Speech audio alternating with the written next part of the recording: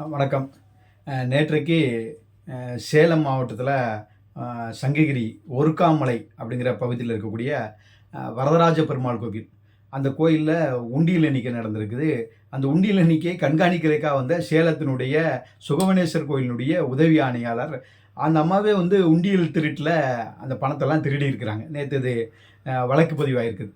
கடந்த சில வருடங்களாக பார்த்திங்கன்னா தமிழ்நாட்டில் எல்லா கோவில்கள்லேயும் பெரும்பாலான உண்டியல் எண்ணிக்கை நிகழ்வின் போதெல்லாம் இந்த கோயிலினுடைய பணியாளர்களே திருடி இருக்காங்க, பணத்தை திருடி இருக்காங்கங்கிற சம்பவம் ரொம்ப வேதனையான விஷயம். திமுக ஆட்சியில் இது ரொம்ப அதிகமாகி இருக்கிறது. கடந்த 4 வருடங்களில் பார்த்திங்கன்னா மிக அதிகமான கோயில்களில் கோயில் ஊழியர்கள், வெளியில் உள்ள ஆட்கள்லாம் இல்லை, கோவிலில் உள்ள பணியாளர்களே அந்த பணத்தை உண்டியல் எண்ணிக்கையில் திருடி இருக்காங்க அப்படிங்கிறது தான் ரொம்ப வருத்தமான விஷயம். கடந்த வருடம் திருத்தணி முருகன் கோவிலில் உண்டியல் எண்ணிக்கைப்போ இந்த திமுக ஆட்சியில் 1.25 லட்சம் ரூபாயை ஒரு ஆள் திருடிருக்கார். கோயிலில் இருக்கக்கூடிய பணியாளர் 1.25 லட்சம் ரூபாயை உண்டியல் எண்ணிக்கைப்போ திருடிட்டு போகிறார். அதே போல் கடந்த சில மாதங்களுக்கு முன்னாடி ராமேஸ்வரம் ராமநாதசாமி கோயிலில் அங்கே 3 முறை ஒரே பணியாளர் ஒரே நாளில் 3 தடவை உண்டியல் எண்ணிக்கைப்பெல்லாம் பணத்தை எடுத்துகிட்டு பணம் நகைகள்லாம் எடுத்துகிட்டு இருக்கார். திமுக ஆட்சியில் கடந்த 3 மாதத்துக்கு முன்னாடி டிசம்பர் மாதத்தில் நடந்த விஷயம். அதே போல் 2023 சிவகங்கை மாவட்டம் மடப்புறம் பத்திரகாளியம்மன் கோவிலில் அங்கே கோயிலினுடைய அந்த ஈஓவே உண்டியல் எண்ணிக்கைப்போ பணத்தை எடுக்கிறாரு இந்த திமுக ஆட்சியில்.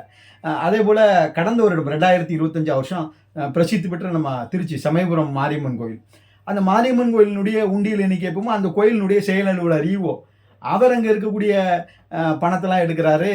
நகைகள், தங்க காசுகள்லாம் எடுத்தது தான் அன்றைக்கு அவர் மேலே வழக்கு பதிவு பண்ணப்பட்டிருக்கு. அதே போல் கடந்த சில மாதங்களுக்கு முன்னாடி சேலம் வெண்மங்குடி முனியப்பன் கோயில், அந்த கோயிலினுடைய உண்டியல் எண்ணிக்கைப்பவும் அந்த கோயிலினுடைய ஊழியர்கள் அந்த பணத்தை திருடினதாக இன்றைக்கி வழக்கு பதிவு செய்யப்பட்டிருக்குது.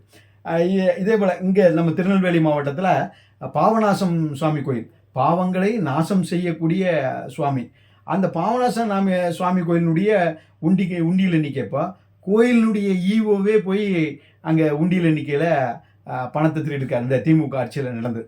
ஏன் இது திமுக ஆட்சின்னு சொல்லுதுன்னா, இந்த கோயில்கள் எல்லாமே திமுக அரசாங்கத்தால் நிர்வகிக்கப்படுகிறது.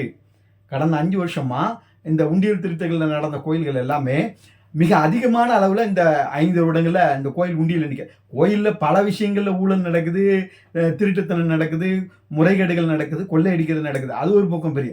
ஆனால் இந்த உண்டியல் எண்ணிக்கையில் மட்டுமே கடந்த சில வருடங்களாகவே, கடந்த 4 வருடங்கள் திமுக ஆட்சியில் மிகப்பெரிய அளவில் அதிகமான கோயில்களில் இந்த உண்டியல் எண்ணிக்கையில் கோயிலினுடைய ஊழியர்கள், வெளியால் இல்லை, கோயிலினுடைய ஊழியர்களே இஓ, ஏசி இந்த மாதிரி உயர்நிலை பொறுப்பில் இருக்கக்கூடிய அதிகாரிகளே பணத்தை திருடியிருக்காங்கன்னா எவ்வளவு வேதனையான விஷயம். இது வேலியே பயிர மேயிற கதையா இல்லையா? இவங்களுக்கு எப்படி இந்த தைரியம் வந்தது? இவங்க எல்லாமே கிட்டத்தட்ட 50,000, 60,000, 75,000 சம்பளம் வாங்கக்கூடிய ஆட்கள். அப்போ இவங்க திருட வேண்டிய அவசியம் என்ன? அப்போ இவங்க திருடுறதுக்கு நிர்பந்திக்கப்படுகிறாங்களா? இதில் வேறு யாருக்கும் பங்குலாம் போதா? அறநிலையத்துறை அமைச்சர் வரைக்கும் பங்கு போகுதா? அப்படிங்கிற கேள்வி இன்றைக்கி மக்கள் மத்தியில் இந்த சந்தேகம் வருதா இல்லையா? ஏன்னா ஒரு சம்பவம்னா சரிங்களாம், கிட்டத்தட்ட இந்த 2 வருஷத்தில் மாத்திரமே ஒரு கிட்டத்தட்ட 10 கோயில்களில் உண்டியல் திருட்டில் அறநிலையத்துறையில் இருக்கக்கூடிய வேலை பார்க்கக்கூடியவங்களே திருட்டில் ஈடுபட்டுருக்காங்கன்னா அப்போ இதில் யாருக்கெல்லாம் பங்கு போகுது? ஏன்னா இவங்க மேலே எந்த பெரிய அளவில் நடவடிக்கையும் இல்லை. இப்போ இத்தனை சம்பவம் சொன்னோம் இல்லையா? இத்தனை சம்பவத்தினுடைய கோயிலினுடைய செயல் அலுவலர்களோ அல்லது அதனுடைய உயர் அதிகாரிகளோ யாரையாவது இது வரைக்கும் டிஸ்மிஸ் பண்ணப்பட்டிருக்காங்களா? பணி நீக்கம் செய்யப்பட்டிருக்காங்களா? அவங்க மேலே பெரிய அளவில் ஏதாவது கோர்ட்டில் மிகப்பெரிய அளவில் அவங்க அந்த வழக்கை நடத்தி அவங்க யாராவது சிறை தண்டனைக்கு உட்படுத்தப்பட்டிருக்காங்களா? இல்லை, ஏதோ ஒரு கேஸை போடுறாங்க பேருக்கு. ஏன்னா வீடியோலாம் சிசிடிவி ஃபுட்டேஜ்லாம் கூட இருக்க பணியாளர்கள்லாம் தன்னை காப்பாற்றிக்கணுங்கக்கா ஏதோ கம்ப்ளைண்ட் கொடுக்குறாங்க, கேஸை போடுறாங்க. அந்த கேஸு பாதி பேர் கேஸு சொந்த ஜாமீன்லேயே வெளியில் வராங்க. இன்றைக்கி ரோட்டில் 100 200 பிக் பாக்கெட் அடித்தோம்னா சென்ட்ரல் ஜெயிலில் 1 மாதம் 2 மாதம் கிடக்கான். இங்கே லட்சக்கணக்கில் கோயில் உண்டியலில் திருடிருக்கான் திருட்டு பயல்க. இந்த திருட்டு பயல்க மறுநாளே கோயில் வேலையில் ஜாயின் பண்ணுதானே. அப்போ இவங்களுக்கெல்லாம் என்ன பின்னணி இருக்குது? மிகப்பெரிய அளவில் ஹை லெவலில் ப்ரெஷர் இருக்க போய் தானே இது நடக்குது. ஒரு சம்பவம் நடக்குது, ஒரு எஃப்ஐஆர் போட்டதுக்கு அப்புறமும் அடுத்தடுத்த கோயில்களில் மாதம் 1000 கணக்கில் சம்பளம் வாங்கக்கூடிய அதிகாரிகளை திருடுறாங்கன்னா அப்போ இவங்களை யார் தூண்டுறா? இவங்களுடைய பின்னணி என்ன? மேலே இருக்கக்கூடிய துறையில் இருக்கக்கூடியவங்க மேலே இருக்கக்கூடியவங்களுக்கு எதுவும் பங்கு போதா? அவங்க நீ கொண்டு வா நான் பார்த்துக்கிட்டேன், கேஸ் தானே நம்ம பார்த்துக்கலாம் அப்படிங்கிறாங்களா? அப்படிங்கிறது இன்னைக்கு சந்தேகம் வருதா இல்லையா? இந்த திமுக ஆட்சியில் கோயில் எந்த அளவுக்கு சீரழிக்கப்படுகிறதோ அந்த அளவுக்கு சீரழிக்கப்பட்டிருக்கிறது. அதுக்கு மிகப்பெரிய ஒரு உதாரணம் தான் இந்த உண்டியல் திருட்டுகள்ங்கிறது.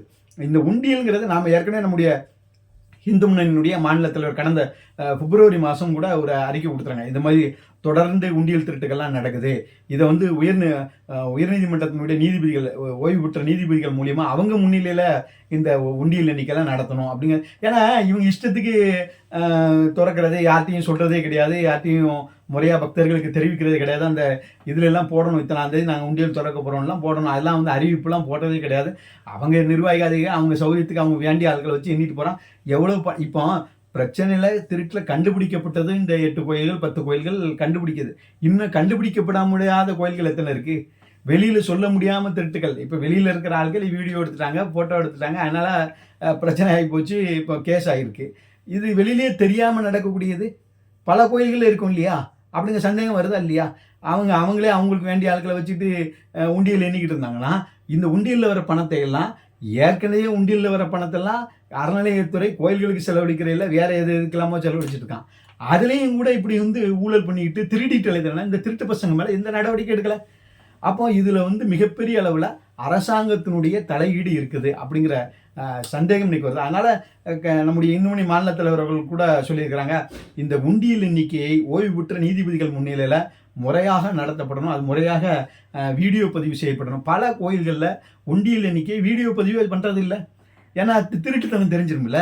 அதனால் உண்டியல் எண்ணிக்கை வீடியோ பதிவே பண்ணுறதில்ல. கோடிக்கணக்கான ரூபாய் உண்டியல் பணம் நாம் போய் கடவுளை வேண்டிக்கிட்டு 5 ரூபா 10 ரூபா 100 ரூபா 500 ரூபான்னு கடவுளேன்னு வேண்டிட்டு போடுற பணத்தை திருடிட்டு போகிறானுல இந்த திருட்டு பசங்க. திமுக ஆட்சியில் திருட்டு பசங்க கோயிலினுடைய உண்டியல் பணத்தை கூட விட்டு வைக்காமல் வச்சுருக்கான். இவர்களை எல்லாம் முருகன் தண்டிப்பான், இறைவன் தண்டிப்பான். இறைவன் நிச்சயமாக தெய்வம் நின்று கேட்கும்.